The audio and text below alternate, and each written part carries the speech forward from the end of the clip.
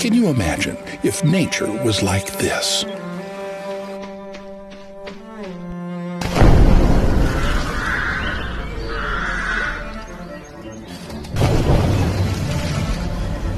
Fortunately, nature solved this issue, and the kingfisher can dive gracefully into water with little or no splash.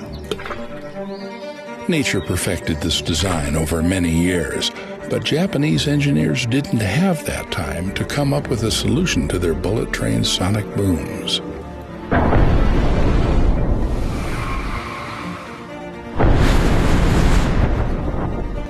It's the early 90s, and Japanese engineers are trying to solve one of their biggest problems: tunnel sonic booms. One of the world's busiest high-speed rail lines is called Tokaido Shinkansen, having moved billions of passengers since its opening in